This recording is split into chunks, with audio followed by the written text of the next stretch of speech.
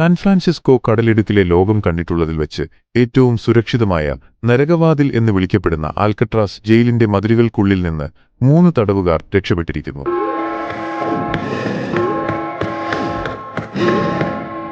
Sir, Selvi 150, 152, 154 അവരവിടെയില്ല.